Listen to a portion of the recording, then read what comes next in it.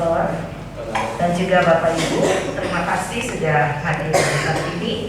Malam ini kita mau melanjutkan pengajaran tentang tokoh kitab suci, yaitu Andreas, Yakobus, dan Yohanes. Namun sebelum kita mulai, mohon kesediaan Bu Lili untuk berdoa bersama kita. Kita berdoa dalam nama Bapa, Putra, dan Roh Kudus. Amin. Selamat malam ya Bapa. Kami mengucapkan terima kasih atas semua berkat yang kami terima sampai hari ini, dan terutama pada sekarang di mana kami bisa kumpul bersama untuk mengikuti pelajaran kitab suci. Tuhan, utuslah Roh Kudus-Mu, berkatilah telinga pikiran kami supaya kami bisa konsentrasi mendengarkan pengajaran dari pastor kami, agar kami lebih mengenal para rasul-Mu dan juga meneladani hidup mereka menjadi saksi di dunia ini untuk karya keselamatan-Mu.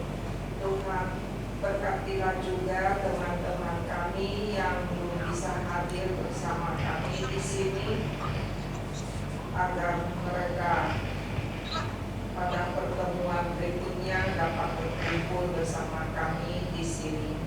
Tuhan, semua ini kami mohonkan kepadamu dalam nama Tuhan Yesus Kristus, Juru Selamat kami. Amin. Dalam nama Bapa dan Putra dan Roh Kudus. Amin. Terima kasih. Silakan Pak. Terima kasih. Baik saudara-saudari, ibu bapak yang terkasih, sudah beberapa minggu kita libur. Nah sekarang kita melanjutkan pembicaraan kita dengan 3 rasul lain setelah Petrus. Ini termasuk rasul-rasul yang dekat dengan Yesus satu dan lain cara, punya profesi yang sama dengan Petrus, yakni sama-sama nelayan. Andreas, Yakobus, dan Yohanes. Andreas ini siapa? Yakobus dan Yohanes ini siapa? Dan kita lihat pelan-pelan. Walaupun sebagian dari kita mungkin sudah tahu sedikit banyak tentang tokoh-tokoh yang disebut ini. Nah, kita lihat Andreas ini dari ada 2 sumber yang bisa kita lihat. Dari Injil Sinoptik, itu Injil Matius, Markus, Lukas, dan kemudian dari Injil Yohanes. Dari Injil Sinoptik dikatakan Andreas ini namanya muncul 12 kali. Ini cukup sering. 4 kali secara khusus dalam daftar para rasul.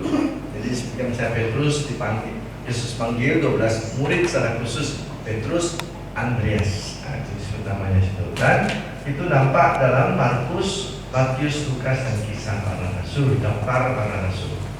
Ini 4 kali. Kemudian dalam cerita berikutnya muncul sekali-sekali juga. Misalnya ketika panggilan para rasul yang pertama secara khusus, nah Andreas dan Petrus termasuk 2 orang yang dipanggil secara langsung oleh Petrus. Mereka sedang membereskan jalannya di tepi danau Galilea. Ada yang mengatakan di tepi kota Kapernaum, ada yang mengatakan di Betsaida. Ya, ada 2 kemungkinan, tapi cukup banyak mengatakan di daerah Kapernaum, tempat tinggal Petrus. Siapa pernah lihat kota Kapernaum? Di Tanah Suci.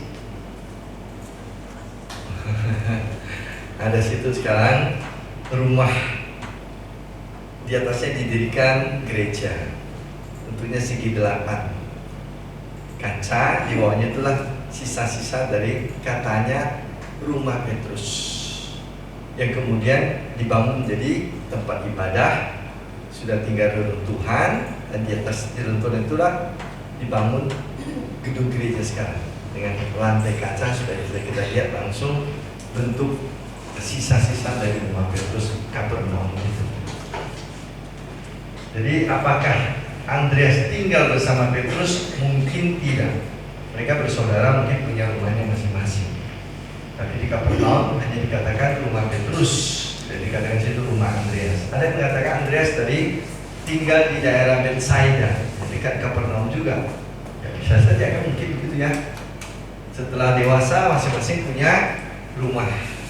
Tidak selalu tinggal di rumah yang sama, tapi sama-sama menjala ikan mereka. Nah, pada saat menjala ikan itulah Petrus Yesus lewat dan memanggil mereka. Jadi Andreas dan Petrus menjadi dua murid yang pertama menurut cerita dari Injil Sinoptik. Lalu setelah itu Yesus bergerak lagi dan memanggil dua nelayan lain, Yakobus dan Yohanes. Kita akan sampai ke sana juga. Lalu kekhasan lain dari Andreas ialah dalam cerita Markus 13:3, mereka itu berbicara secara khusus tentang zaman akhir. Dan di situ dalam Injil Markus bagian bab 13 itu Yesus bicara tentang zaman akhir, zaman eskatologis, zaman di mana dunia hancur dan akan diselamatkan. Itu pada saat Markus 13:3. Ya, secara khusus Markus 13:3.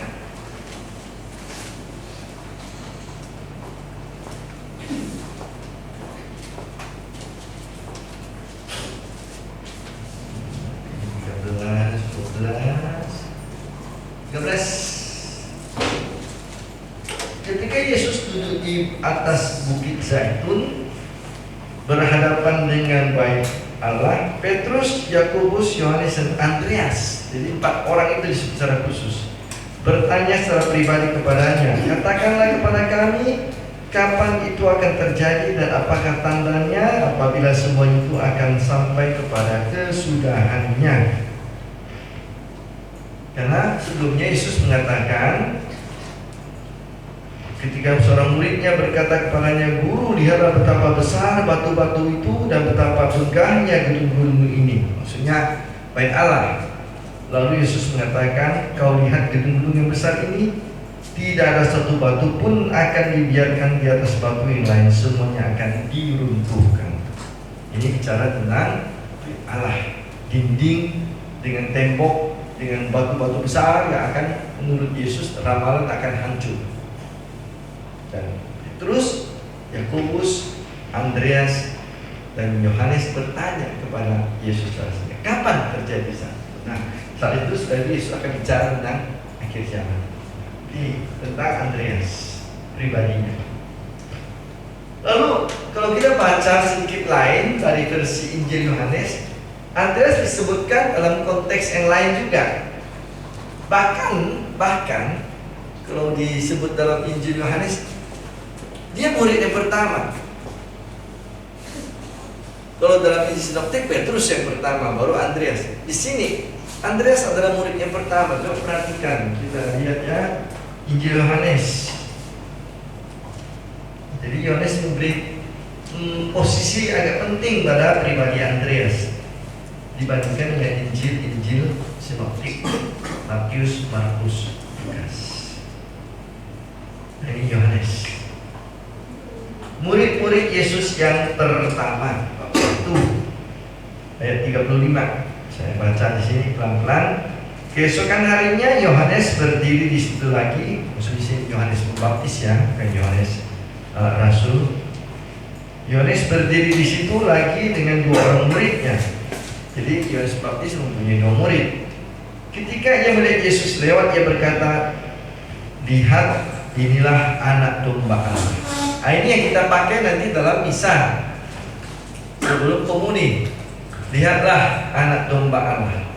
Lihatlah dia yang menebus dosa dunia. Teks ini, teks di Injil Yohanes 1:35 ini kita angkat dalam teks Ekaristi kita sebelum komuni. Ketika imam mengangkat pecahan tubuh Kristus yang sudah dipecah dan di atas piala berisi darah Kristus, lihatlah anak domba. Lihatlah yang menebus dosa dunia. Ini persis dari kalimat ini diambil. Lihatlah, inilah anak domba Allah. Kedua murid itu mendengar apa yang dikatakannya itu, lalu mereka pergi mengikut Yesus. Namun Yesus menoleh ke belakang. Ia melihat bahwa mereka mengikuti dia, lalu berkata kepada mereka, apa yang kamu cari? Kata mereka kepadanya, Rabi, artinya guru, di manakah engkau tinggal? Ia berkata kepada mereka, marilah dan kamu akan melihatnya. Mereka pun datang dan melihat di mana ia tinggal, dan hari itu mereka tinggal bersama dia. Waktu itu kira-kira pukul 4. Nah, coba kita lihat kalimat berikut ayat 40. Salah seorang dari keduanya itu yang mendengar perkataan Yohanes lalu mengikut Yesus adalah Andreas. Murid lain tidak disebut namanya. Jadi Andreas ini disebutkan khusus. Andreas saudara Simon Petrus. Andreas mula-mula menemui Simon saudaranya dan dia berkata kepada kami telah menemukan Mesias, artinya Kristus. Jadi setelah Andreas mengikuti Yesus, dia pergi mencari Simon saudaranya, baru mengajak Simon untuk bertemu dengan Yesus. Nah, ini versi Injil Yohanes, sedikit berbeda dengan Injil Sinoptik, di mana Yesus melihat keduanya itu sedang berjalan atau membereskan jalan ikan. Sementara di sini tidak.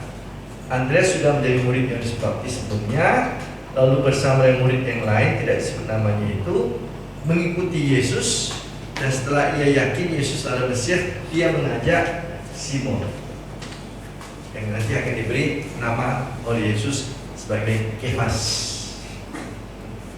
yang artinya tukaran. Jadi ia membawa Petrus kepada Yesus. Lalu Andreas punya kedudukan agak istimewa dalam Injil Yohanes. Dikatakan dialah yang memberi informasi tentang orang-orang Yunani yang mau bertemu Yesus. Dengan kata lain, kelompok murid Yesus juga akhirnya menggabungkan bukan orang Yahudi tapi juga orang Yunani.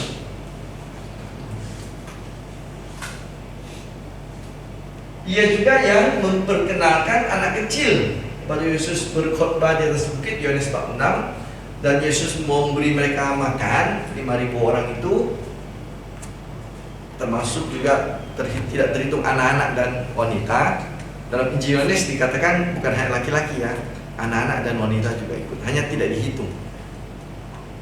Jadi waktu itu yang diberi makan Yesus bukan hanya 5.000 orang, masih lebih. Apalagi kau lihat sekarang, kalau misalnya dulu dengan sekarang, perempuan bisa lebih rajin tuh, soal-soal rohani. Kau lihat saya di gedung ini, berapa perempuan, berapa laki-laki? 1, 2, 3, 4, 5, 6, 7, 8, 9, 10, 11, 12 rasul perempuan, 13 tambah Matias atau Matias. Yang laki-laki lain saya hanya 3. Jadi 13 dengan 3 kan bandingannya beda sekali. Apa dulu juga mungkin sama tuh. Kalau Injil Yohanes menyebutkan mungkin lebih entah berapa belas ribu kan. Anak kecil lagi ikut ibunya. Kadang-kadang kan begitu, atau neneknya. Tuh. Sekarang kan begitu. Ibunya tidak bawa, neneknya yang bawa ke situ. Jadi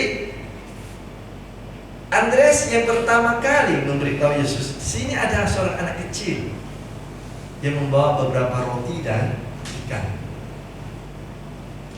Dan situ Yesus mempertanda roti dan ikan tersebut untuk orang banyak. Nah, ini Andreas, dia punya peran yang khusus. Dan dikatakan dalam Injil Yohanes dia tinggal di daerah Betsaida. Betsaida itu ada sedikit arah barat. Kapernaum itu sedikit arah utara. Arah utara dari Kana Galilea, dan Galilea itu bentuknya seperti kecapi. Kalau perhatikan, Galilea itu seperti danaunya itu bentuknya seperti kecapi. Kapernaum di bagian atasnya, Betsaida sedikit di sebelah kiri bawah. Tidak jauh benar sih, tapi ya agak jauh jaraknya. Tidak jauh benar sih, agak jauh. Jadi ia dipanggil sebagai murid oleh Yesus bukan waktu menjala ikan, tetapi waktu sedang berdiri bersama dengan Yohanes Pembaptis, gurunya yang pertama. Kemudian dia pindah menjadi murid Yesus. Yesus juga bekas murid Yohanes Pembaptis. Kan Yesus yang dibaptis oleh Yohanes. Jadi murid-murid akhirnya menjadi guru murid. Baik. Nah, ada lagi satu buku yang menceritakan tentang Andreas. Ini dikarang abad kedua. Jadi kisah Andreas, Acts of Andrew. Nah, itu Jadi ini terjemahan bahasa Inggris tentunya, bahasa aslinya bahasa Yunani. Dikatakan pada buku itu, Andreas inilah yang jadi rasul yang nanti mendirikan kota Konstantinopel. Kita tahu bahwa Petrus dianggap sebagai pelindung atau pendiri, bukan pendiri kota Roma, tetapi pendiri gereja barat, sebelah barat. Lalu Andreas ini rasul lain yang akan ke timur, ke daerah yang sekarang daerah Turki, namanya kota Istanbul. Yang ada Basilika Hagia Sophia itu, yang kemudian jadi masjid sekarang oleh Erdogan. Itu Basilika Katolik dulu itu, Bizantium. Waktu pemerintahan Bizantium itu jadi Basilika mereka, katedral mereka, Hagia Sophia. Dikatakan bahwa Andreas inilah nanti yang ke sana. Jadi Petrus ke barat menjadi pendiri, katakanlah gereja barat, di atasnya kemudian akan berdiri pusat kekristenan sebelah barat. Lalu Andreas ke sebelah timur, yang akan menjadi pelindung dan pendiri, katakanlah patron, pelindung dari kerajaan Bizantium dan Basilika atau katedral Hagia Sophia. Dulu namanya Konstantinopel. Kenapa? Karena dijadikan menghormati Raja Konstantinus, Raja Romawi pertama yang menjadi Kristen. Sebelumnya orang-orang Kristen dikejar terus oleh kaisar-kaisar Romawi, tetapi Kaisar Romawi Konstantinus bertobat menjadi orang Kristen, maka dia diangkat sebagai sering dihormati dengan di atas namakan kota-kota didirikan untuk nama atas nama dia, Konstantinus. Jadi Konstantinopel kota itu. Polis artinya kota. Konstantinus dari kota di atas mengatasnamakan Konstantinus, Konstantinopel. Jadi pertama-tama dikatakan dalam buku ini, ia berangkat dari Yerusalem pergi ke Akhaya. Akhaya itu daerah Asia sana, Asia Timur ini, menuju ke arah Turki itu. Tapi dia harus meninggalkan Akhaya karena apa? Karena ia harus menyelamatkan Matias. Tahu Matias ya? Matias tahu? Matias itu adalah rasul yang dipilih untuk mengganti Yudas Iskariot. Yudas kan bunuh diri. Jadi bilangannya tetap 12 rasul. Maka mereka memilih rasul Matias. Nah, mereka pergi bermisi. Andreas mau pergi ke daerah Akhaya, sementara Matias pergi ke kota lain. Rupanya di kota itu orang-orangnya punya selera makan yang berbeda. Yaitu mereka mirip dengan Sumarto kan, masih tahu kan? Kisah itu sekian tahun lalu heboh. Itu yang Sumanto atau Sumanto. Dia itu kanibal. Jadi kota itu banyak kanibal. Jadi Andreas mendengar bahwa Matias ditangkap oleh orang-orang di kota itu, hampir jadikan santapan, pergi menyelamatkan Matias. Tapi bagaimana caranya? Tapi cerita itu tidak menunjukkan apakah dengan mukjizat atau dengan bala tentara atau apa. Tapi yang jelas Andreas pergi menyelamatkan Matias dari ancaman maut kaum kanibal kota tersebut.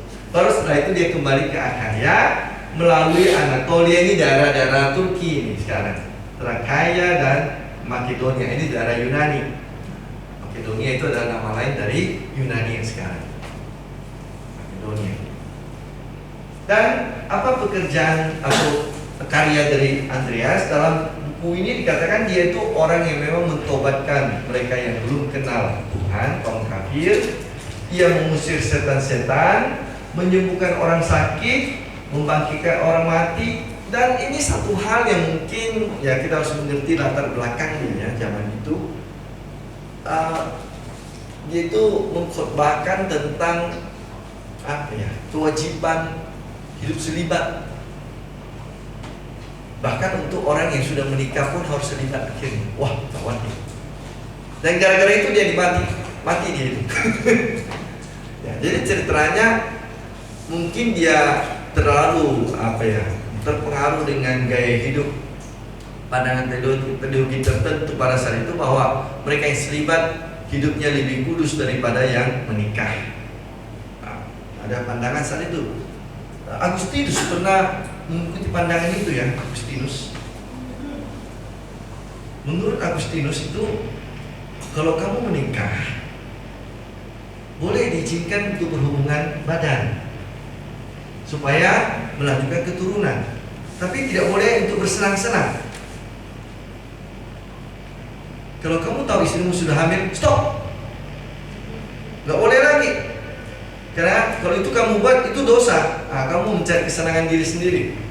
Itu sebab pandangan seperti itu, bahwa hubungan perkawinan dalam keluarga itu hanya sebatas untuk melanjutkan keturunan.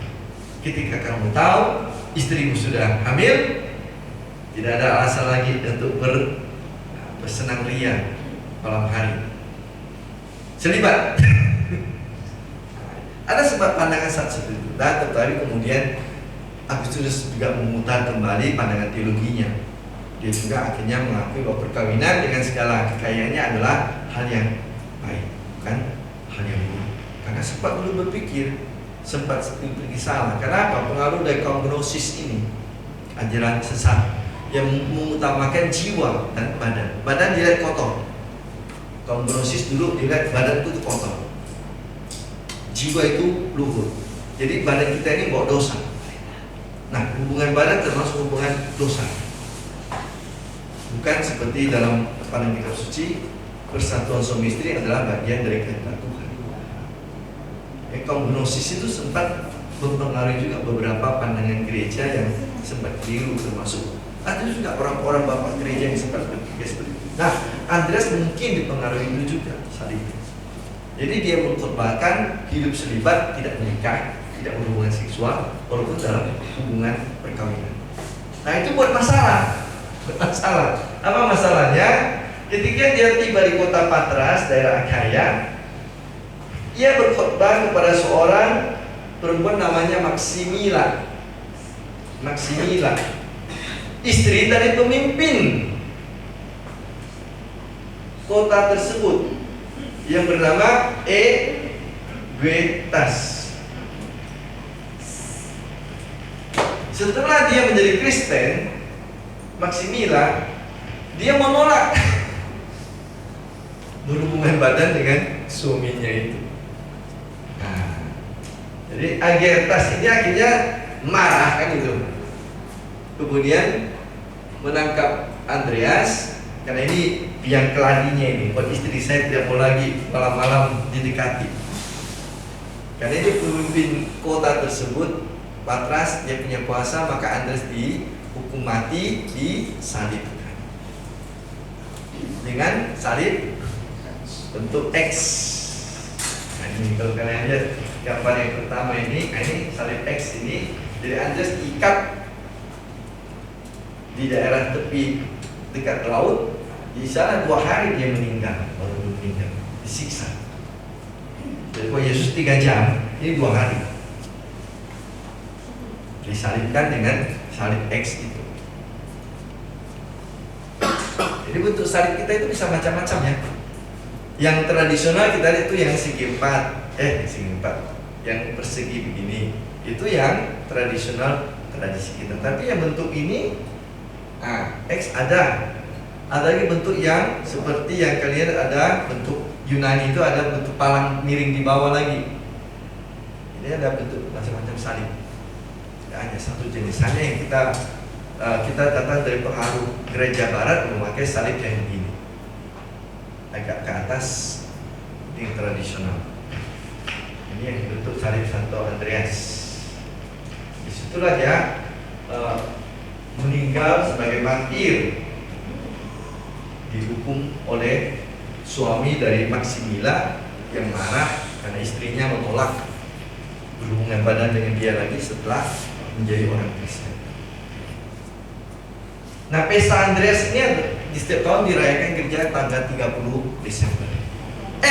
November. Dan ini yang menentukan kapan mulai Minggu Advent pertama. Tanggal berapa kita mulai Minggu Advent pertama? Lihatlah tanggal Andreas, 30 November. Apa rumusannya? Ada yang pernah dengar? Bagaimana menentukan Minggu Advent pertama dihubungkan dengan Pesta Andreas 30 November ini?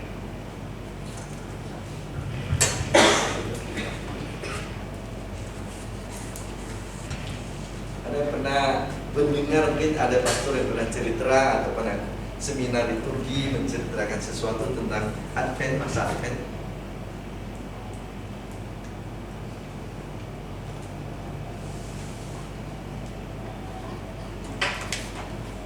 Nah, rumusan singkatnya begini. Hari Minggu yang paling dekat dengan tanggal 30 November itulah hari Minggu Advent pertama. Jadi contoh 30 November tahun ini tanggal berapa jatuhnya? Hari apa jatuhnya? Coba lihat kalender kita, HP. 30 November 2025. Di situ kita akan tahu Minggu Advent pertama jatuh tanggal berapa? Hari Minggu. 30 November. hari Minggu. Maka itu adalah hari Adventnya langsung.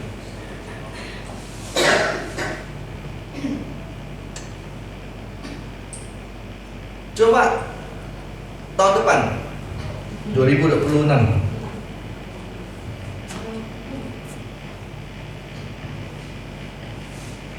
Hari Selasa. Hari Selasa karena ada tanggal bisa ya. Senin apa Selasa?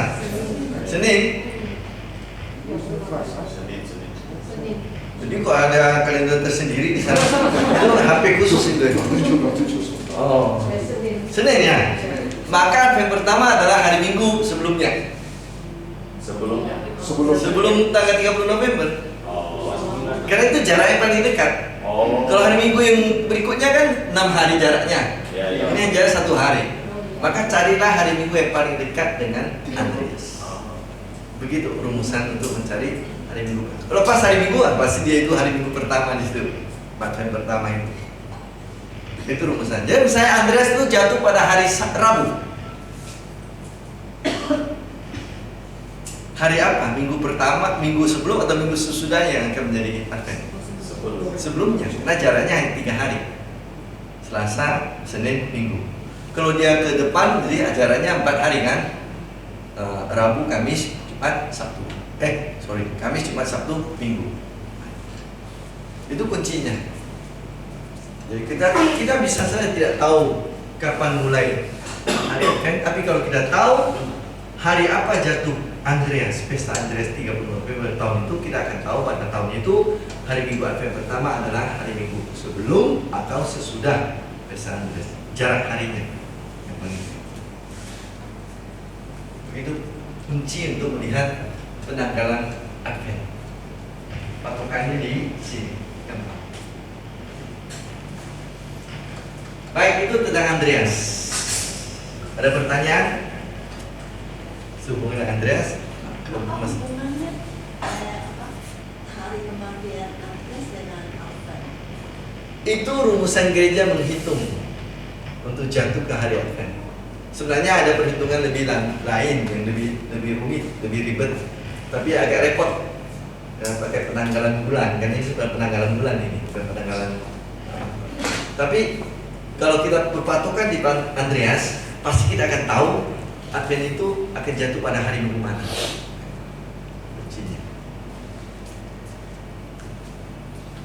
Nah, sekarang kalau tidak ada atau nanti kalau muncul tiba-tiba bisa di belakangan, kita coba lihat sekarang Yakobus, Rasul Yakobus. Nah, dalam Injil atau dalam Perjanjian Baru, nama Yakobus itu cukup banyak.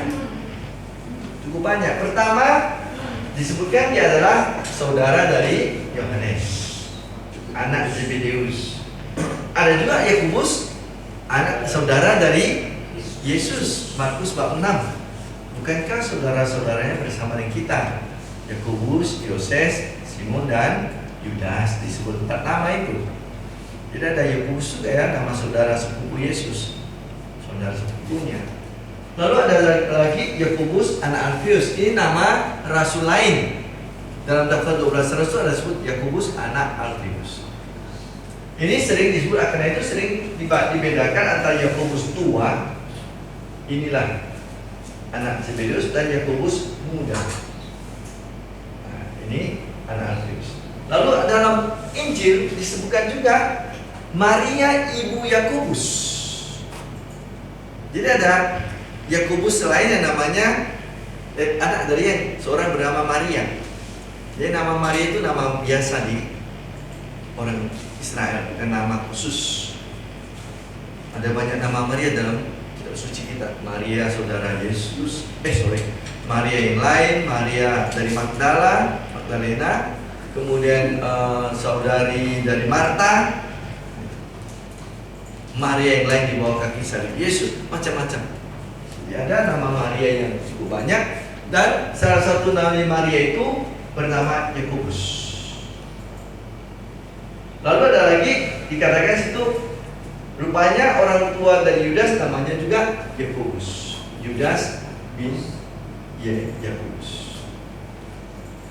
Jadi ada minimal ada 5 nama yang kita tahu. Bahkan ada sebenarnya dikatakan ada 7. Ada 2 nama lain, tapi jarang sekali disebut di ilustrasi sini. Yang pernah disebut agak sedikit jelas, ini 5 ini. Maka yang kita bahas di sini yang mana? Yang ini, yang menjala ikan bersama dengan Yohanes, yang dipanggil Yesus di tepi danau Galilea menurut Injil Sinoptik, yang diberi nama oleh Yesus Boanerges. Diberi nama oleh Yesus Boanerges. Jadi ini yang kita bahas, bukan yang lain-lainnya. Saudara Yohanes, anak Zebedius. Dia dinamai oleh Yesus Boanerges, artinya anak-anak guru, anak-anak petir. Kenapa? Nanti kita tahu ceritanya. Anak-anak guru atau anak-anak petir, Boanerges. Menurut Matius 27:56, ada perempuan ketiga yang berdiri di bawah kaki salib Yesus yang disebut sebagai ibu dari anak-anak Zebedius. Coba perhatikan Matius 27:56. 27:56. Siapa yang di bawah kaki salib Yesus? Ada perempuan-perempuan. Matius 27.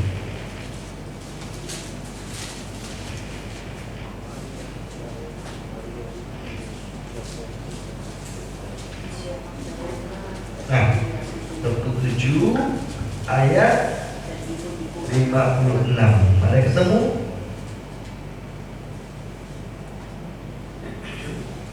Nah, ada yang bisa ketemu? Coba bacakan. Karena mereka mendapat Maria Magdalena. Agak kuat kalau bacakan saja, silakan.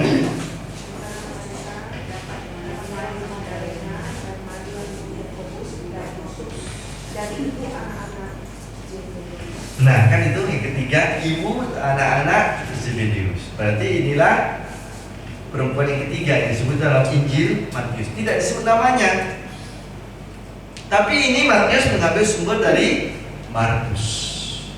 Maka kita lihat, coba lihat Markus bab 15 ayat 40. Markus, ini sumber Matius adalah Markus 15 40.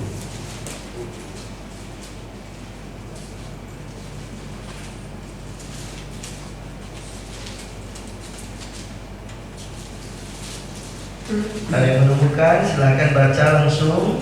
Ada juga beberapa perempuan yang melihat dari jauh, di antaranya Maria Magdalena, ibu Maria Yakobus muda dan Yoses serta Salome.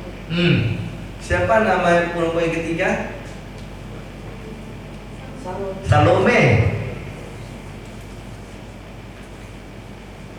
Ini kata lain, kalau kita mengikuti informasi dari Matius dan dipertegas oleh Lukas dan Markus, istri dari Zebedius namanya Salome. Dia juga ibu dari Yakobus dan Yohanes. Nah, dari situ kita bisa menduga sedikit bahwa ekonomi keluarga Yohanes dan Yakobus, Salome dan Zebedius lumayan. Walaupun mereka nelayan, tapi bukan nelayan yang paling bawah, tapi nelayan yang lumayan. Kenapa? Coba lihat Lukas bab 8. Ini enaknya kalau kita putar-putar kitab suci, menghubungkannya. Lukas bab 8.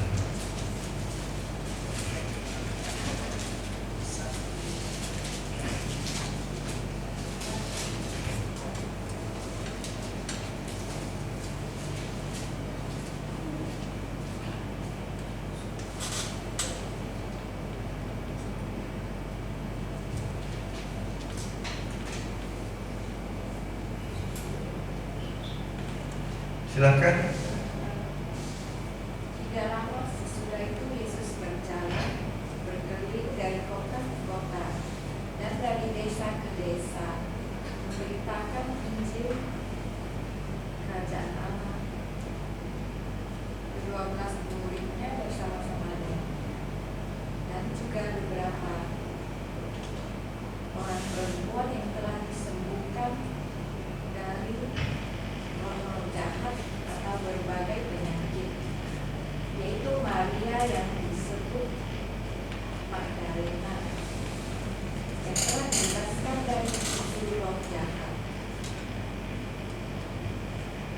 Yohanes, istri Kusa, bendahara Yohana.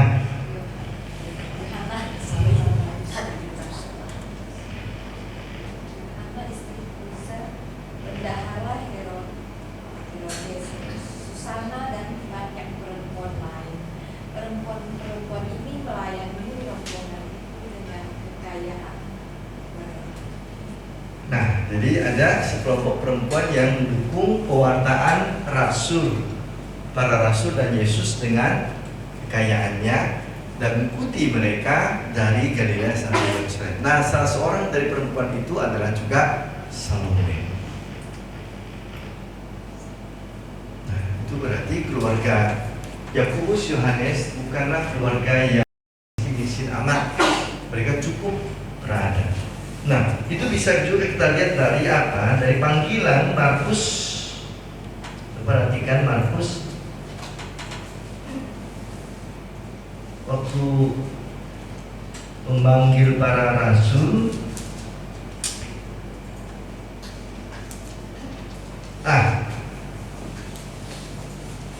Bab 1 ayat 19 sampai dengan 20. Bab 1 ayat 19-20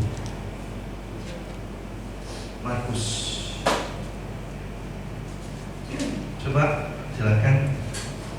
Dan setelah Yesus meneruskan perjalanannya sedikit lagi, dilihatnya Yakobus anak Zebedius dan Yohanes saudaranya sedang membereskan jala di dalam perahu. Yesus segera memanggil mereka dan mereka meninggalkan ayahnya Zebedius di dalam perahu bersama orang-orang upahannya dan mengikuti dia. Apa yang bisa kalian duga dari situ? Mengenai ekonomi keluarga Zebedius. Mereka punya hamba, mereka punya pelayan, mereka punya pegawai-pegawai orang upahan. Berarti mereka cukup berat. Jadi mungkin kapal nelayan mereka bukan kapal nelayan kecil, tapi mungkin yang lebih besar. Jadi apa namanya? Jalan mereka bukan jalan yang hanya begini, tapi jalan yang pakai mesin itu. Kalau kita istilah sekarang kan, pakai mesin itu. Bukan harimau. Dulu istilah bukan harimau. Ya bukan harimau, tapi jelas mereka mempunyai orang upahan. Berarti kapal mereka lumayan besar. Bukan kapal biasa yang hanya berisi nelayan 2-3 orang yang untuk menjala secukupnya. Jadi keluarga ini namanya keluarga yang cukup punya sumber daya SDA-nya lumayan lah, SDA. Jadi tapi mereka memilih menjadi nelayan yang level agak sedikit elit. Maka Yakobus ini sering disebut Yakobus tua, yang membedakan dia dengan Yakobus lain anak Alfeus. Jadi ada dua Yakobus dalam 12 rasul itu. Ini Yakobus tua, dalam bahasa Inggris disebut Yakobus the Great, James the Great, yang satu lagi James the Lesser, yang lebih kecil, yang lebih muda. Baik, Yakobus. Nah, Yakobus ini termasuk lingkaran A1 nampaknya dari Yesus. Ring A1. Ring 1 itu. Kita tahu dari istilah politik ada ring 1, ring 2, ring 3 gitu kan. Jadi bersama dengan Petrus dan Yohanes, Yakobus dalam Injil Sinoptik ini termasuk kelompok murid yang mendapat privilege agak khusus. Misalnya apa? Mereka 3 orang boleh menemani Yesus pada saat-saat khusus, di mana para murid lain tidak. Ketika Yesus menyembuhkan putri Yairus yang sudah mati, hanya 3 murid itu yang boleh ikut sampai ke kamar. Petrus, Yakobus, dan Yohanes. Ketika Yesus menampakkan kemuliaannya di atas gunung, transfigurasi Yesus, Musa dan Elia muncul, hanya 3 murid ini juga yang bersama dengan Yesus di atas gunung. Dan ketika Yesus menderita di Taman Getsemani berdoa, dia minta ditemani oleh 3 orang saja. Yang lain boleh di luar danau, di luar Taman Getsemani. Tapi 3 orang ini boleh bersama dengan dia di Taman Getsemani. Terus Yakobus dan Yohanes. Jadi ini nampaknya ring 1 ini, A1 ini. Lalu yang tadi saya sudah sebutkan di Markus 13:3, bersama dengan Andreas, mereka lah yang memancing Yesus untuk mewartakan tentang akhir zaman, khotbah tentang akhir zaman, eskatologis. 13, Markus 13 ayat 3. Bagaimana ciri khas dari Yakobus? Ini juga kena pada Yohanes nanti sebenarnya. Dengan nama Boanerges, Yesus mau menunjuk kekhasan 2 orang ini. Apa itu? Orang ini gampang meledak seperti Petrus. Meledak-ledak. Apa contohnya? Ketika mereka mau pergi ke Yerusalem dari Galilea, kan harus ke Samaria. Kita tahu sejarah peta Israel itu bentuknya agak panjang ke bawah, sini laut, di sini sungai, sini Danau Galilea, sini Sungai Yordan, sini Laut Mati, sebelah sini daerah Trans Yordan, sebelah Sungai Yordan. Nah, ini daerah Israel. Galilea di atas, Yerusalem di bawah, di Yehuda, di tengah-tengah itu ada Samaria. Jadi mau tidak mau, Yesus dan para murid harus melewati Samaria untuk sampai ke Yerusalem. Karena dia di tengah-tengah Samaria. Lapis ini seperti lapis Surabaya. Lapis teratas Galilea, lapis kedua Samaria, lapis ketiga Yudea. Nah, Yerusalem di Yudea. Mereka bekerjanya di Galilea, di sekitar dalam Galilea, Nazaret, Kapernaum dan seterusnya di situ. Mau ke Yerusalem mau tidak mau harus lewat Samaria. Nah, ketika orang-orang Samaria tahu Yesus dan para muridnya mau ke Yudea, ke bawah, mereka menolak dilewati oleh Yesus. Jangan cari, karena orang Yahudi dan orang Samaria tidak klop, juga berkelahi. Jadi orang-orang Samaria menolak Yesus melewati daerah mereka. Lalu kata Yakobus dan Yohanes, "Guru, suruh turunkan guntur dan guru kilat untuk menghancurkan kampung ini."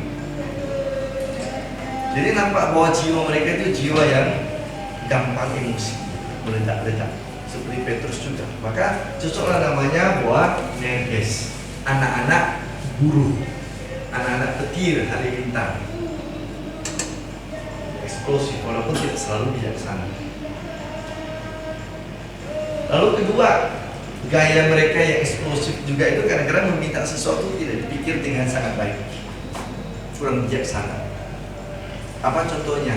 Dalam Injil Markus dikatakan mereka berdua datang, Yakobus dan Yohanes, lalu minta kepada Yesus, Guru, Tuhan, kalau kamu jadi raja, kami mau duduk di kiri kananmu ya, tempat paling istimewa, kiri kanan Yesus. 10 murid lain marah. Kenapa? Karena keduluan gitu. Murid lain juga mau, tadi kalah cepat. Nah, ini jadi walaupun nanti Yesus akan menasihati mereka, tapi itu menunjukkan bahwa sifat mereka itu sifat yang memang cenderung eksplosif, meledak, berpikir untuk dirinya sendiri juga. Lumayan hari ini turun hujan, sore sudah panas sekali ya. Sudah berasap berapa malam ini. Jadi agak sejuk sekarang. Nanti malam tidur lebih enak.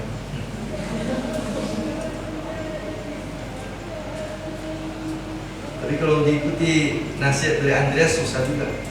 Dingin-dingin tapi harus puasa. Andreas. Ini sifat khas dari yang bisa kita lihat dari cerita di Injil tentang Yakobus. Nah, bagaimana Yakobus mengalami kematiannya? Yakobus adalah satu-satunya rasul Yesus yang diceritakan kematiannya dalam teks kitab suci Perjanjian Baru.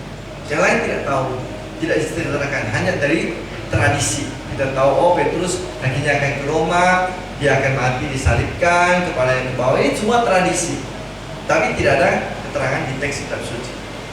Andreas juga begitu, para rasul lain juga begitu. Satu-satunya rasul yang diceritakan kematiannya, kematiannya dalam kitab suci adalah Yakobus. Di Kisah Para Rasul bab 12 ayat 1 dan 2 dikatakan Herodes Agripa mau mengambil hati orang-orang Yahudi. Herodes Agripa itu adalah keturunan dari Herodes Agung, dan sejak dulu orang Yahudi tidak begitu suka menerima Herodes dan keluarganya. Kenapa? Mereka itu bukan orang Yahudi asli. Orang tuanya itu campuran. Satu Yahudi ibunya, tapi bapaknya dari daerah asing, orang kafir. Jadi Herodes dan keluarganya tak pernah sungguh-sungguh diterima sebagai pemerintah, walaupun mereka diangkat sebagai raja wilayah tertentu karena kerjasama dengan kekaisaran Romawi sebenarnya. Tapi dalam hati orang-orang Israel sendiri yang di bawah pemerintahan mereka tidak disukai. Nah, Herodes Agripa ini mau mengambil hati orang-orang Yahudi. Dia menangkap Yakobus dan kemudian memuntal kepalanya. Itu bisa dibaca dalam Kisah Para Rasul bab 12. Nah, itu satu-satunya rasul yang kematiannya itu diceritakan dalam Perjanjian. Kemungkinan itu terjadi pada tahun 44 sekitar itu, atau di atasnya sedikit. Di saat Yesus sudah meninggal kira-kira 10 tahun lebih, kekristenan sudah mulai berkembang, sudah mulai agak banyak. Jadi orang Yahudi juga mulai makin merasa terancam dengan mengikut Yesus. Itulah Yakobus ditangkap dan dipenggal kepalanya. Lalu ada satu tradisi yang direkam oleh Eusebius. Ini seorang bapak gereja abad keempat, penulis sejarah gereja kita dari awal. Dia abad keempat. Dia katakan begini, penjaga atau penuduh Yakobus itu akhirnya begitu terpesona dengan Yakobus yang akan dihukum mati, dia minta langsung dibaptis juga. Pada saat itu di depan orang banyak. Dan Yakobus baptis dia dari Kristen, dan akhirnya dua-duanya mati di penggal kepalanya. Jadi dia langsung jadi martir juga menyusul Yakobus. Tadinya dia musuh Yakobus. Ini cerita tentang kematian Yakobus. Dan tradisi lain mengatakan, ini tradisi orang Spanyol, sebelum meninggal, rupanya Yakobus pernah katanya bermisi ke Spanyol. Oh, lumayan jauh. Yerusalem ke Spanyol itu harus lewat laut atau lewat darat, itu harus jauh juga ke atas, melewati Italia ke Spanyol. Itu jauh jaraknya. Kalau perjalanan darat dengan kapal itu pasti berbulan-bulan baru sampai. Dan dia sangat dihormati di sana sehingga negara Spanyol menjadikan dia sebagai santo pelindung. Namanya di bahasa Spanyol namanya Santo Iago. Yakobus bahasa Latin, Tapi dalam bahasa Spanyol namanya Iago. Dan ketika dipenggal kepalanya, badannya itu dibawa ke Spanyol. Jadi badannya itu dibawa ke Spanyol, kirinya di awal-awal, kemudian akhirnya disemayamkan di daerah Santiago de Compostela. Pernah dengar tempat ini? Ini tempat ziarah di Spanyol, sangat terkenal. Compostela di Santiago di Compostela. Katanya disinilah badan Yakobus disemayamkan. Dan itu jadi tempat ziarah terkenal Spanyol. Bahkan ada tradisi sekarang, setiap tahun orang berziarah jalan kaki ke Santiago Compostela selama 2-3 minggu. Jadi ratusan kilometer mereka berjalan kaki dari satu titik dan berakhir nanti di Santiago de Compostela. Ini tradisi berziarah sampai sekarang masih berjalan untuk mereka yang mau berziarah sungguh-sungguh dengan niat yang bukan naik mobil, bus atau pesawat, tapi sungguh-sungguh jalan kaki dari satu tempat ke satu titik aja, dan setiap hari bisa menginap di penginapan khusus, berjalan lagi besok 1 hari, sampai akhirnya sekian hari baru sampai ke Compostela, Santiago de Compostela, tempat badan Santo Yakobus disemayamkan. Dan dia adalah santo pelindung untuk negara Spanyol sampai sekarang. Ini tradisi Yakobus. Ada dulu saya diajak oleh teman saya masih di Roma. Kalau kamu punya waktu kita buat berziarah Santo Yakobus, nanti berakhir di Santiago de Compostela. Sampai sekarang belum ada kesempatan. Itu berarti harus menyiapkan waktu 1-2 bulan, karena jalan kaki tiap hari minimal berapa minggu habis. Ada ratusan kilometer harus dilewati. Itu berjalan. Ada lagi yang mengambil ribuan kilometer, diambil di titik paling jauh lagi. Yang paling dekat tuh ratusan kilometer. Jadi perlu waktu yang cukup minimal 1 bulan harus untuk itu, supaya kita menyiapkan diri kita. Istirahat lagi nanti kan, setelah selesai kan kita langsung siap pulang, sudah capek dan 1 minggu.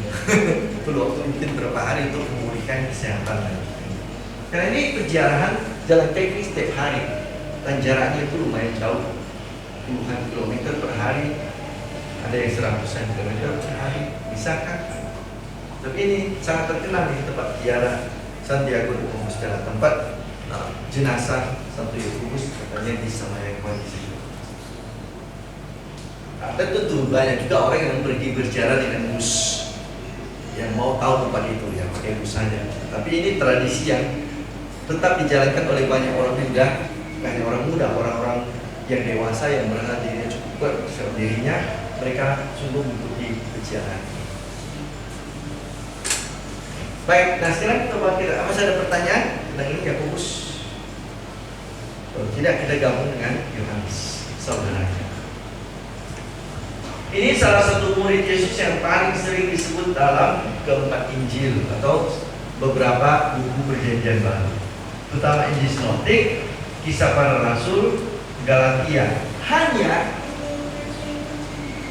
walaupun sering dikaitkan dengan Yohanes, Injil keempat tidak pernah menyebut namanya. Tak pernah menyebut namanya, tapi sering dikaitkan sebagai Yohanes. Nanti kita lihat apakah benar Yohanes ini adalah penulis Injil keempat. Baik. Jadi nama dia itu sering disebut di Injil Sinoptik, di Kisah Para Rasul, di Surat Galatia, dan di Injil Yohanes. Tanpa menyebut namanya. Tadi saya sudah katakan, nampaknya dari keluarga yang cukup berada. Tadi karena dari Yakobus bersama mereka berdua punya kapal yang mempunyai juga pegawai dan juga ibunya Salome, nampaknya juga bagian dari kelompok perempuan yang mendampingi perjalanan kelompok Yesus dengan memberi sumbangan dana kepada mereka. Kelompok donatur lah kita sebutkan. Tapi donatur yang ikut berjalan loh, bukan donatur yang duduk tenang-tenang di rumah. Mereka juga mendampingi Yesus dari Galilea sampai ke Yerusalem. Jadi jangan bayangkan Yesus itu hanya sendirian dengan para muridnya. ada banyak orang lain bersama dengan mereka. Kalau tidak, tak bisa dicari pengganti Yudas. Apa syarat pengganti Yudas? Dalam kisah para rasul disebutkan apa syaratnya?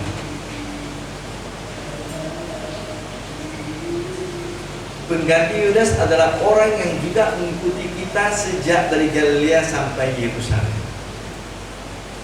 Itu salah satu syarat. Jadi yang mengikuti Yesus itu bukan hanya 12 murid rasul, itu bukan pasti mereka dapat ring satu ini semua.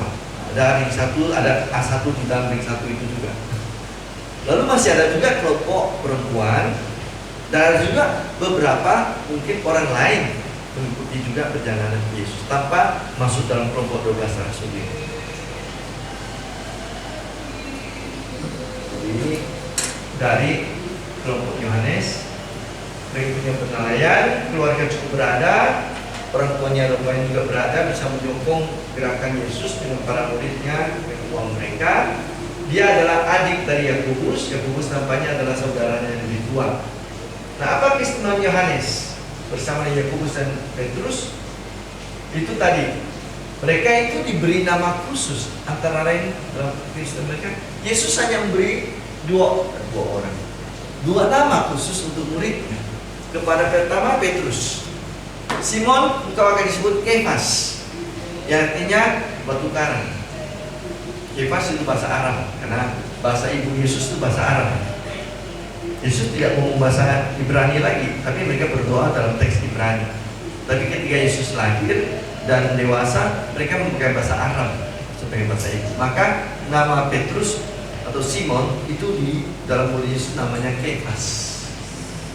Nama Petrus itu bahasa Yunani. Dulu bahasa Yunani Petros. Kemudian dilatinkan jadi Petrus. Ya, artinya sama, batu karang. Jadi selain Petrus, hanya dua orang ini yang diberi nama oleh Yesus, Boanerges.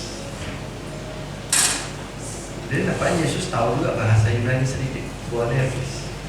Artinya anak-anak guru, anak-anak petir. Jadi ini termasuk guru darat lagi. Anak petir kan? Atau Thor.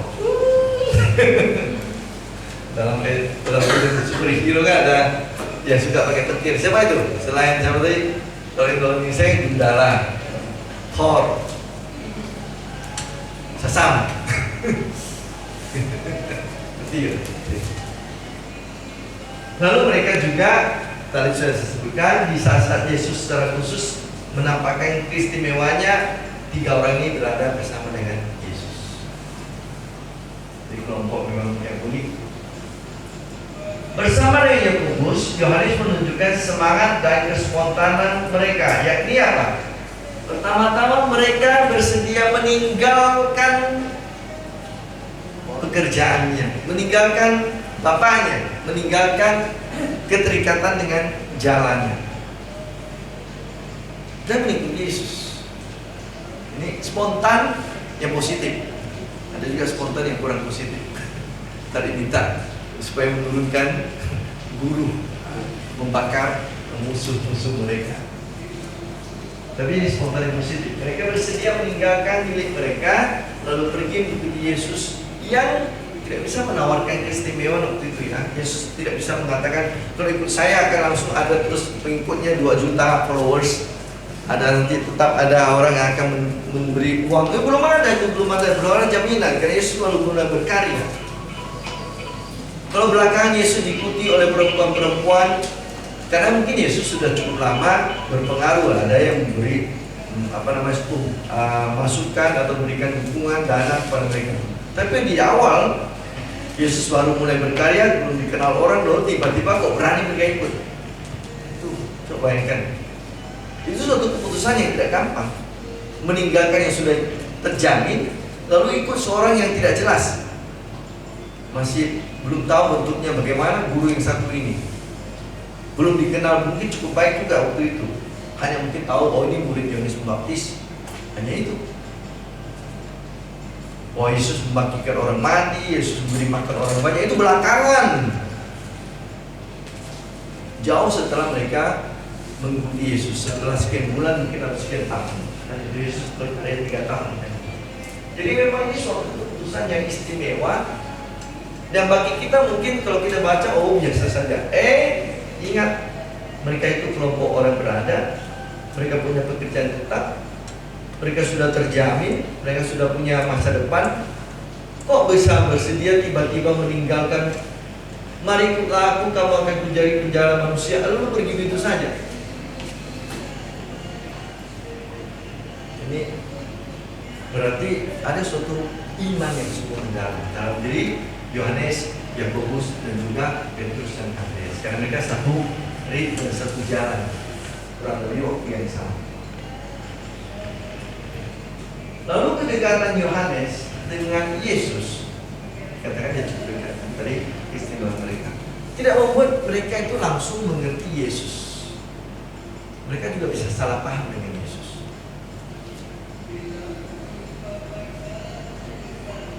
Misalnya apa? Yesus itu bersikap terbuka. Yohanes melarang orang lain mengusir setan atas nama Yesus. Guru, hari itu kami melarang di sana, tempat itu ada orang mengambil namamu, kuasamu mengusir setan. Kami larang dia karena bukan kelompok kita itu. Itu eksklusif milik Tuhan, bukan orang lain boleh pakai. Kata Yesus, siapa yang tidak melawan kita, dia adalah teman kita. Kenapa harus dilarang? Kalau orang lain berbuat baik atas nama kita, siapa yang tidak melawan kita, dia adalah sahabat kita. Jadi Yohanes juga tidak selalu mampu mengerti bagaimana cara pikir Yesus.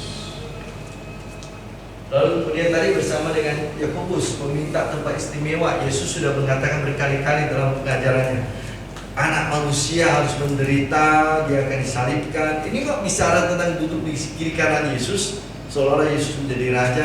Oke, aku akan jadi raja, tapi kamu harus ikut minum piala yang akan ku minum. Sanggup? Sanggup? Sanggup benar ya benar. Seperti Petrus juga, aku akan mati bersama engkau di Yerusalem. Tidak akan takut. Begitu ditegur perempuan, kamu orang Galilea, aku tidak kenal orang. Jadi ini juga bagaimana orang-orang dekat ini pun tidak selalu bisa memahami pengajaran Yesus, tujuan dan visi misi Yesus. Yang ketiga tadi itu melaporkan dan mau membakar kampung yang menolak mereka. Guru Yesus tidak salah jika lewat tempat lain saja, mereka tidak menerima kita. Tidak usah kita membalas yang jahat dengan yang jahat. Ditambah pipi kiri kasih pipi kanan. Disuruh berjalan 100 mil, berjalan dengan 1 mil, berjalan dengan dia 2 mil. Artinya tidak usah membalas langsung dengan yang kekerasan. Minta bajumu, berikan juga jubah. Itu habislah kita ya. Habis. Tapi itu pengajaran Tuhan tidak selalu mampu dimengerti oleh murid-muridnya, termasuk orang-orang terdekat dengan inilah dengan. Nah, pertanyaan kita ketika kita bahas Injil Yohanes, siapakah pengarang Injil Yohanes? Siapakah personifikasi?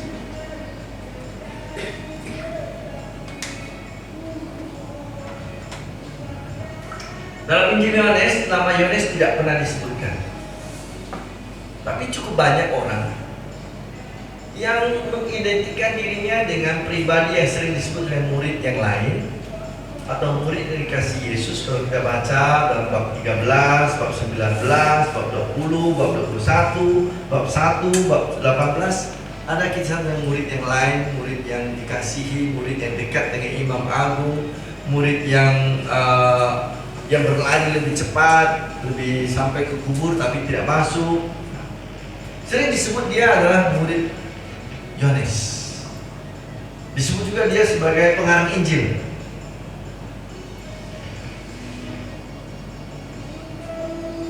Nah, jika pengandaian ini benar, maka ada latar belakang cukup jelas tentang Yohanes. Siapa itu? Dia dekat dengan Yesus, oke. Dia berteman dengan Imam Agung, oke. Dia hadir di bawah salib, ada disebutkan bab 19 ada.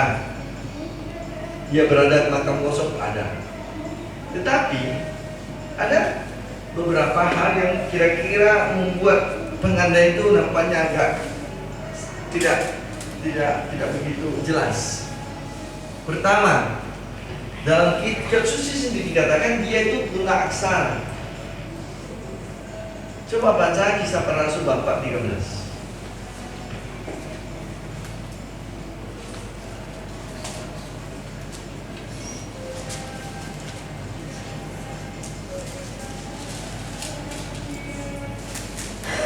Kisah Para Rasul bab 14 bab 4 ayat 13.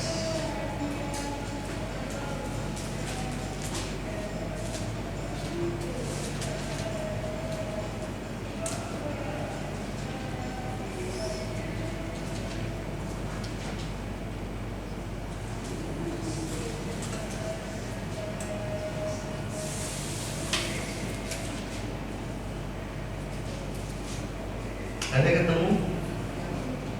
Itu peristiwa apa itu? Sidang apa? Sidang apa? Kenapa disidang? Karena Petrus Yohanes itu belum menyembuhkan seorang yang sakit lumpuh kan? Sebelumnya kan?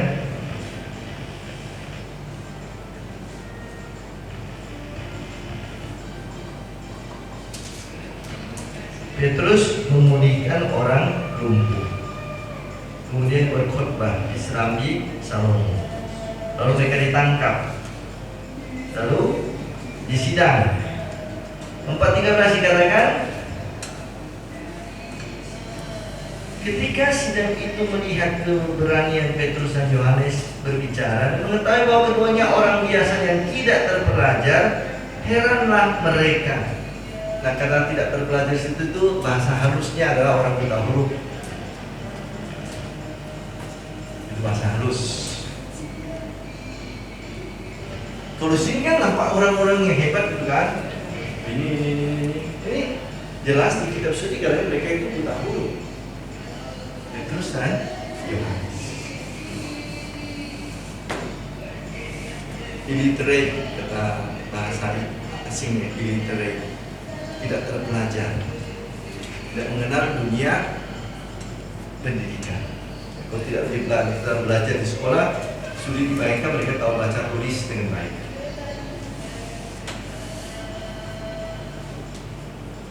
Lalu kemudian kita lihat bab 10 ayat 39. Markus 10:39.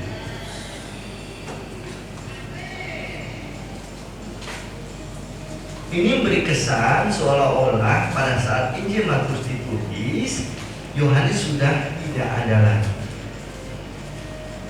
10:39. Pemberitahuan ketiga tentang penderitaan Yesus. Kemudian permintaan Yakobus dan Yohanes. Nah, ini waktu itu dikatakan, jawab mereka, kami dapat. Yesus berkata kepada mereka, memang kamu akan meminum cawan yang harus kuminum dan akan dibaptis dengan baptisan yang harus ku terima. Nah, teks ini mengimplisitkan seolah-olah pada saat Injil Markus ditulis, jawaban Yohanes dan Petrus, Yakobus dan Yohanes itu adalah jawaban yang sudah dipraktikkan, sudah terjadi. Ini merekam apa yang sudah jawaban mereka. Bahwa Yakobus dan Yohanes yang sudah tidak ada lagi. Kamu sanggup minum cawan yang minum? Kami dapat. Artinya memang mereka sudah mengalaminya, mereka sudah mati. Yakobus sudah memang jelas mati tahun 44. Mungkin Yohanes sudah. Sementara teks-teks yang disebut tadi, ada tulisan dari Injil Yohanes, Wahyu, surat-surat Yohanes, itu tulisan-tulisan yang datang belakangan. jauh setelah para rasul meninggal. Tahun 80-an ke atas, 90-an ke atas. Jadi kitab suci sendiri menuliskan beberapa hal yang menunjukkan bahwa sepertinya Yohanes bukanlah, tidak banyak lagi ahli kitab suci yang menganggap Injil Yohanes ditulis oleh Rasul Yohanes. Tidak banyak lagi, sangat sedikit sekali. Sebagian besar mengatakan itu ditulis oleh orang lain yang menamakan dirinya Yohanes, memakai nama Yohanes. Begitu juga kitab Wahyu, begitu juga surat-surat Yohanes. Melihat tema, melihat cara baca, melihat teologinya, itu datang belakangan setelah para rasul lama meninggal. Sudah tidak ada lagi seorang para rasul pun yang hidup saat itu. Itu nanti itu kalau mau belajar secara lebih khusus. Ini sekarang di STT saya mengajar para mahasiswa, para frater Injil Yohanes, surat-surat Yohanes dan Wahyu. Jadi di situ saya jelaskan dengan lebih rinci argumen-argumen yang menunjukkan bahwa bukan Rasul Yohanes lah yang menulis teks-teks tersebut, tapi lebih pada suatu kelompok yang pernah di bawah mungkin pengajaran Yohanes, pernah. Tapi mereka memakai nama Yohanes sebagai tulisannya, dan kemudian mengidentikan murid yang terkasih, murid yang lain itu dengan nama Yohanes. Penginjil Yohanes sendiri tidak menyebut siapa dirinya dan siapa murid-murid yang disebut. Murid yang lain murid yang terkasih. Baik, itu nanti bisa ditinggalkan untuk pelajaran yang lebih serius. Itu tidak penting apakah dia menulis Injil kah atau menulis surat-surat. Yang penting kita belajar tentang siapa dirinya. Nah, dikatakan dalam tradisi yang tua, dia meninggal tua. Ini tradisi. Meninggal tua di Efesus. Maka di Efesus, kalau nanti pergi ke daerah Efesus, ada basilika yang namanya Basilika Santo Yohanes, dekat dengan rumah Maria. Karena menurut tradisi ini, Yohanes itu membawa Maria ke Efesus. Karena dalam Injil Yohanes dikatakan, ibu inilah anakmu, anak inilah ibu. Maka sejak saat itu dikatakan Maria tinggal bersama dengan murid itu. Nah, ketika Yohanes itu pindah ke Efesus, Maria ikut. Dan sekarang dia Efesus ada Basilika Santo Yohanes, ada rumah Maria. Dikatakan situ Maria meninggal di situ. Tapi tradisi Yerusalem mengatakan Maria meninggal di Yerusalem, bukan di Efesus. Maka di Yerusalem, di Bukit Sion ada satu gereja yang dikatakan dormitorium dari Maria. Dormitorium seperti tidur, maksudnya bukan tidur dalam tidur biasa, tapi tidur kekal. Jadi situlah dikatakan Maria meninggal di sana. Ada kuburnya di dekat Taman Getsemani. Jangan ke bawah sedikit. Kubur itu dari kubur yang zaman dulu, dikatakan dulu Maria dikuburkan di situ, dan kemudian Yesus beberapa saat kemudian datang dengan para malaikat membangkitkan Maria langsung dengan tubuhnya, maka dibawa ke surga. Ya, tidak ada dogma Maria diangkat ke surga di 14 Agustus. Maria diangkat ke surga 15 Agustus.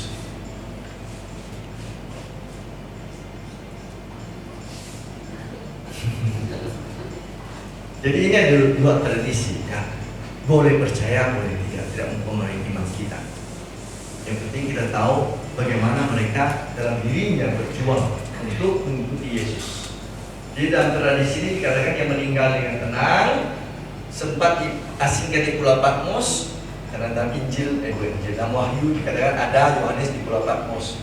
Apakah itu disesuaikan dengan tradisi Injil? Kita tidak tahu. Tapi supaya dapat sesuai lah perjalanan tradisi ini dengan cerita Yohanes.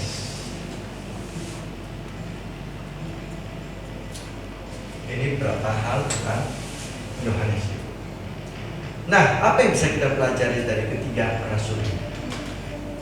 Yang pertama ialah sikap mereka itu, kemampuan mereka itu berani meninggalkan segala-galanya, kemapanan, kenyamanan, masa depan yang lebih pasti untuk melemparkan diri menerima tawaran Yesus. Mari ikutlah aku. Pergi. Tidak tanya, mau kemana guru? Mau kerja apa sih? Di mana kita tinggal? Nah, mari ikut aku. Pergi. Segera meninggalkan ayahnya, meninggalkan perahunya, jalannya, orang-orang upahannya. Jadi keberanian untuk meninggalkan semua untuk Yesus dan siap siaga menyambut panggilan dari Tuhan.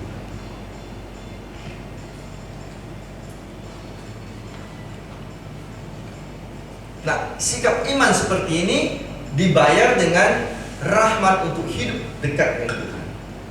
Jadi hidup intim dengan Tuhan dan mengalami saat-saat istimewa bersama dengan Yesus.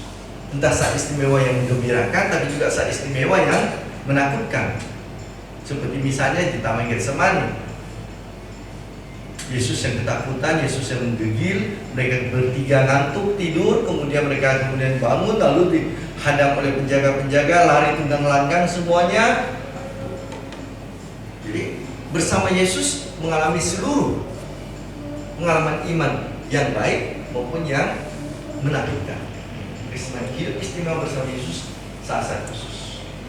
Tapi dari ketiganya kita juga bisa belajar, ternyata walaupun kita sudah dekat sekali dengan Tuhan, entah dalam waktu kita, dalam kegiatan kita, dalam aktivitas kita, kita tidak selalu mampu mengerti kehendak Tuhan, tidak selalu mampu menangkap maksud Tuhan. Bahkan kadang-kadang salah, seperti mereka meminta menurunkan guru, meminta kursi di kiri kanan Yesus. Itu bisa terjadi, bisa. Spontan, bagus, semangat, bagus. Tetapi kadang-kadang hati-hati, bisa tidak bijaksana, bisa salah melangkah. Maka perlu selalu mendengarkan nasihat Yesus. Perlu selalu membuka telinga kepada Yesus, bahwa apa yang saya mengerti bisa jadi salah, yang saya anggap benar bisa jadi keliru. Karena itulah dalam segala hal kita tetap memberikan seluruh diri kita terbuka kepada Tuhan, setia meskipun kita kadang-kadang jatuh dalam diri Tuhan, dan sampai akhirnya memberikan seluruh dirinya kepada Yesus dengan kemartiran mereka. Dan kata lain, kita tetap mengikuti perintah utama dari Yesus sendiri, kasih Allah, kasih manusia. Begitu saudara-saudari yang bisa kita coba bayangkan, ceritakan, dan renungkan tentang pengalaman perjalanan ketiga murid ini. Ya, tentu belum semua bisa digali dalam kesempatan ini, tetapi beberapa hal ini mungkin bisa membantu kita. Terima kasih.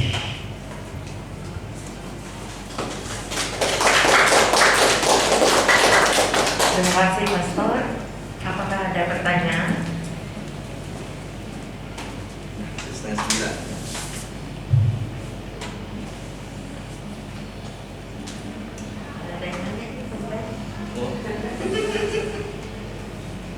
Jelas semuanya?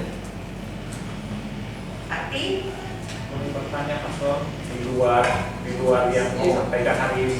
Oke. Kalau bisa saya jawab. Saya mau bertanya tentang Lukas 4 ayat 29 sampai 30 yang menjadi juga pemikiran saya cukup lama, Pastor. Lukas bab 4 ya? Lukas bab 4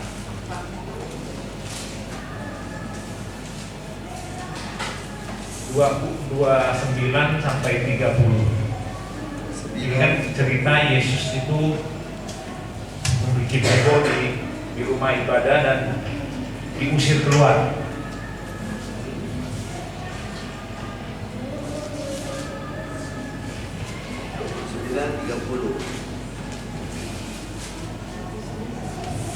Mereka bangun lalu menghalau Yesus keluar kota dan membawa dia ke tebing gunung, tempat kota itu terletak, untuk melemparkan dia dari tebing itu ke tetapi ia berjalan lewat dari tengah-tengah mereka. Tanggapan yang saya baca di sini adalah Yesus ini udah dikirim keluar beramai-ramai, udah ditangkap, mau dibuang dari tebing, tapi kok bisa berjalan dari tengah-tengah mereka untuk meninggalkan mereka. Benar ke Nazaret? Ya, pertanyaan bagaimana Yesus bisa yang sudah ditangkap, yang sudah itu kok bisa dari tengah-tengah mereka? Ya, artinya kalau bayangan saya dia tinggal ya seperti pastor, kita udah rame-rame di sini mau nangkap pastor nih. Jadi pastor tinggal santai jalan meninggalkannya mereka. Apa ada yang menangkap dia? Nazaret itu di atas bukit. Di atas bukit. Di tepi bukit itu agak curam. Jurang. Jurang. Artinya dia sudah tidak punya jalan keluar. Jadi dari dia sudah digiring ya, Iya. istilahnya. Dia sudah ke arah tebing itu. mau Tapi kemudian ke orang banyak tidak bisa melempar dia ke bawah. Kenapa? Dia lewat di antara mereka. Jadi melewati kembali ke arah pusat kampungnya. Iya. Jadi meninggalkan daerah. Katakanlah saya ini sudah digiring ini di tebing ini, sekarang di sini kan? Iya. Saya lewat di tengah-tengah kalian. Saya kembali ke kampung dan tak seorang pun menyentuh dirinya lagi. Nah itu yang menjadi pertanyaan. Karena dalam Injil Yohanes sering disebut saatku belum tiba. Jadi Yesus baru memulai karyanya, maka Allah bekerja untuk melindungi dia. Orang tidak bisa menyentuh dia pada saat itu, karena dia sendiri pun mengatakan saatku belum tiba dalam Injil Yohanes ya. Saat Yesus pada saat kemuliaannya disalib. Maka ketika Yesus baru berkarya, dia belum cukup banyak berkarya. Jadi Allah tetap memberikan waktu kepada Yesus untuk bekerja, sehingga walaupun orang-orang sudah berniat membinasakan dia pada awal masa karyanya, dia tetap lolos dari tangan mereka. Jadi musuhnya di depan dia, ketika Allah bekerja, tidak seorang pun bisa menyentuh dia. Injil Yohanes sangat jelas. Ketika dia di Taman Getsemani, Ini yang waktunya sudah sampai ke apa?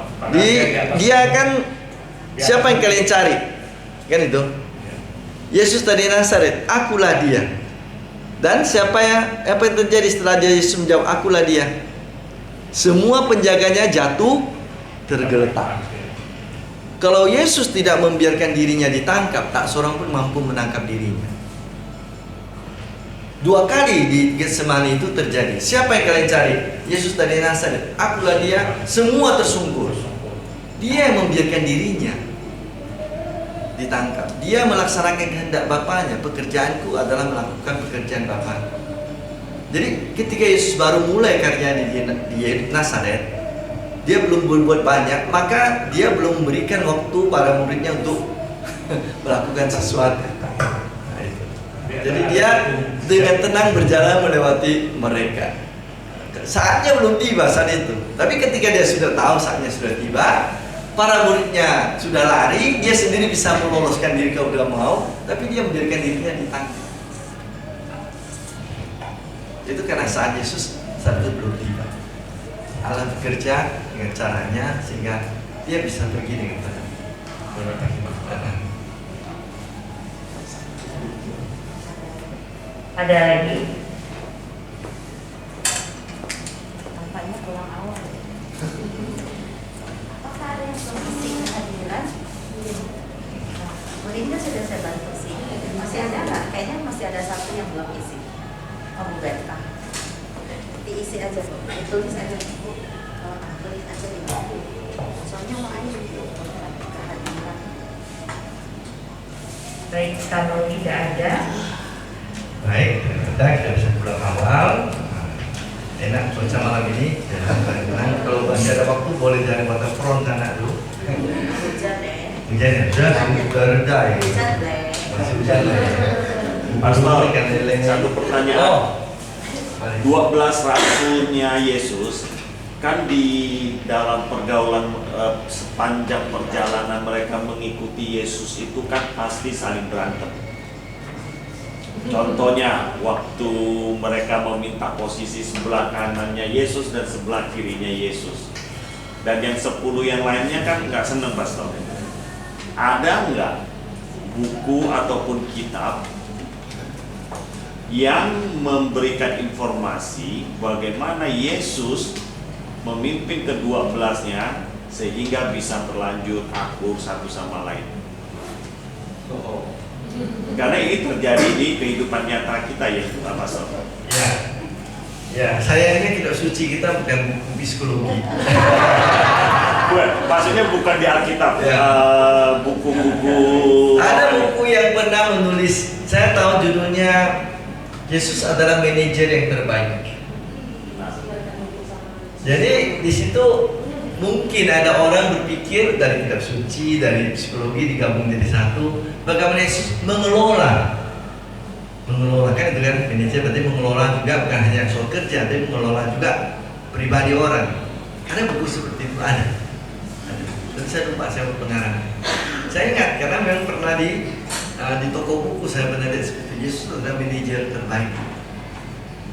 Bagaimana dia mampu memanage tujuannya, para muridnya. Mungkin bagian itu ada di pertanyaan Pak Martin, ada di bagian itu, manage hubungan antara para murid. Ada buku itu, saya tahu. Itu dari buku kepribadian dan psikologi bagian itu. Melihat Yesus sebagai seorang manajer yang terbaik. Pastor, ada satu lagi Pastor. Oh, Yang sudah agak berhubung pertanyaan Martin. Saya ingin bertanya tentang ketika Yesus mengusir para legion di Danau, jalan nah, kepada babi. kita rasa itu. Nah, jadi di region itu dimasukkan kepada babi. Dan kalau tadi ada pertanyaan dari kawan, kalau kita orang Kristen menganggap bahwa hal itu luar biasa dari pihak kita, tetapi bagaimana dari pihak si pemilik babi? Region itu banyak, Pastor, bukan satu atau dua. Itu region artinya kan Banyak. banyak, ribuan mungkin ya. Makanya di situ dikatakan ada sekitar 2.000 ekor babi, Pak. Ya, ribuan, 2.000 ekor babi, Pak Pastor. Kalau dihitung sekarang 2 M lebih, Pastor. Banyak. Satu ekor babi berapa puluh juta sekarang ini. Apalagi mahal 1 kilogram ya. Hampir 140 kilo. Nah, jadi dari sisi kita ini kan, apakah bagaimana tanggapan itu dari sisi mereka pemilik babi itu? Makanya Yesus diusir pergi. Kan itu maksudku. Yesus diusir pergi dari habis nanti ekonomi kami kalau di sini terus semua setan minta ke babi-babi itu. Karena Yesus berkarya waktu itu bukan di Israel. Makanya tak mungkin di Israel kan? Ya, babi itu orang Israel itu haram. Sementara di tempat itu diternakkan kan, tanda petik dijaga, digembalakan. Mereka sedang makan nampaknya di padang di luar itu dilepaskan itu. Nah, heran juga saya mampu mereka menangani ribuan ekor babi. Masa 2 ekor babi aja saya urus setengah mati dulu. Waktu saya novis dulu mengurus 2 ekor babi dulu. Udah repot tuh tiap pagi tuh. Nakalnya bukan main tuh, kira-kira bersihkan lantainya itu dari kotoran beri makan. Pokoknya kacau balau itu ribuan ekor kok bisa orang tangani gitu ya, dilepas gitu. Tapi itu kan lain ceritanya. Tapi mau dikatakan ya bahwa Yesus yang mempunyai kuasa atas kuasa-kuasa setan. Dan setan ketika diusir ya mereka tetap tidak mau pergi jauh-jauh ya. Carilah tempat yang dimana mereka boleh masuk ya, babi-babi itu jadi sasarannya gitu. Ya tentu orang sana tidak suka lah. Makanya itu menjadi karena mereka minta Yesus segera meninggalkan tempat itu. Memang mendatangkan kerugian loh. Berapa M habis tuh terjun ke bawah danau itu. 2.000 ekor babi. Sekarang berapa satu ekor babi yang besar itu? Hitunglah 80 kilo. 1 jutaan. Wah, 80 kali berapa itu? 1 kilo sekarang 150.000. Itu babi hidup ya. Babi mati makin mahal lagi. Kalau babi kulit dari mana lagi? Itu kalau sudah diolah. Ya emal lah habis itu. Itu boleh katakan bahwa ya tentu apa yang buat Yesus akan membuat kerugian besar bagi orang-orang yang di daerah sana. Mereka dulu Yesus diminta untuk segera pergi.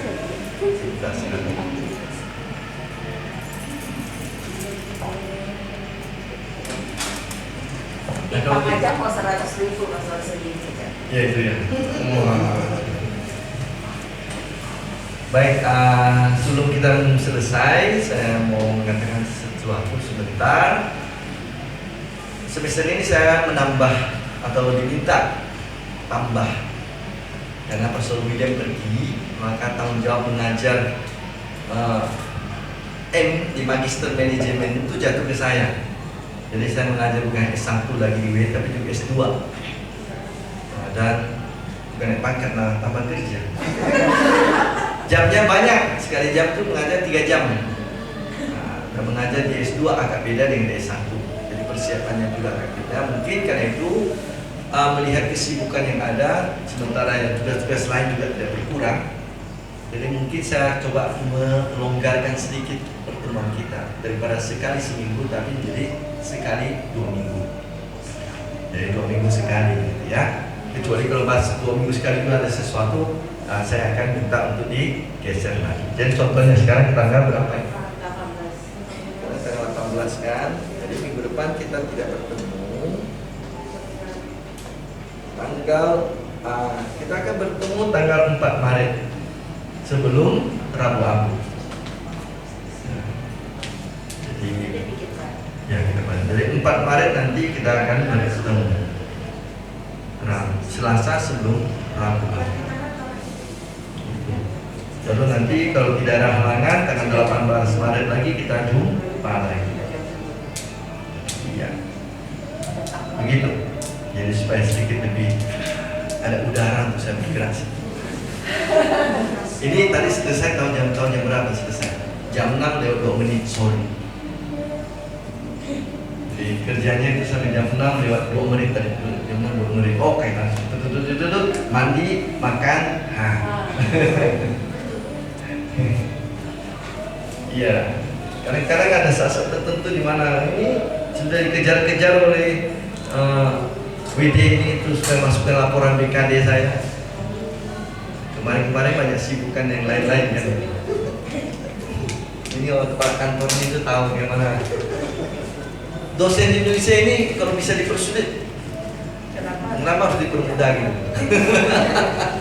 Habis waktu banyak sekali untuk administrasi.